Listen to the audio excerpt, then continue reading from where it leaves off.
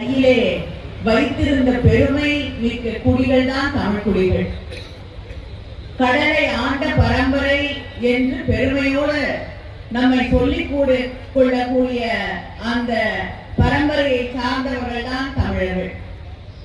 இன்று நேற்றல்ல, நம்முடைய மூதாதையர்கள் காலம் தொட்டு, நம்முடைய மாமன்னர்கள் காலம் தொட்டு கடல் என்பது நம் கையிலே இருக்கக்கூடிய நமக்கு நெருக்கமான அந்த கடலை தாண்டி பல நாடுகளுக்கு சென்று அங்கே வாணிபம் நடத்தி வந்திருக்கக்கூடிய குடியின் வழியிலே வந்திருக்கக்கூடியவர்கள் தான் நாம் அத்தனை பேரும்.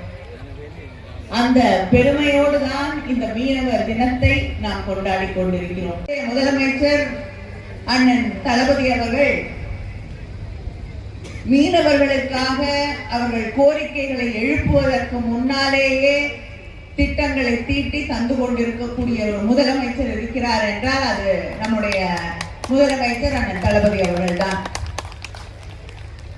மீனவர்களுக்காகவே ஒரு அரசு ஒரு மாநாட்டை நடத்தியது என்றால் அது திராவிட முன்னேற்ற கழக ஆட்சி என்ற அந்த பெருமிதமும் பெருமையும் எங்களுக்கு இருக்கிறது.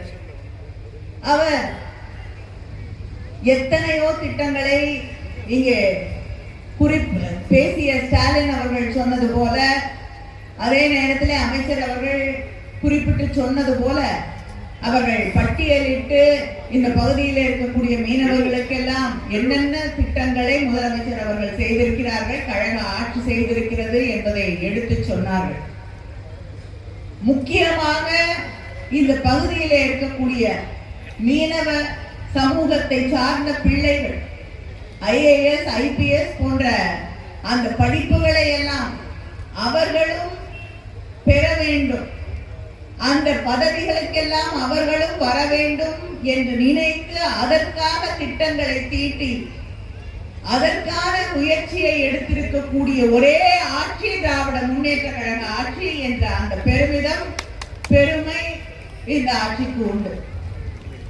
எல்லாருக்கும் படிக்கக்கூடிய வாய்ப்பு கிடைக்க வேண்டும், அதை நாம் பெற வேண்டும் என்று நினைக்கக்கூடிய ஆட்சி.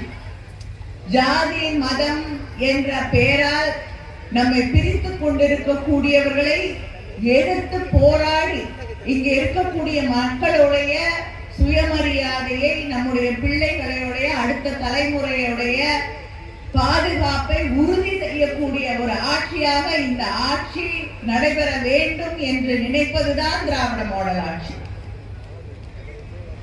யாருக்கு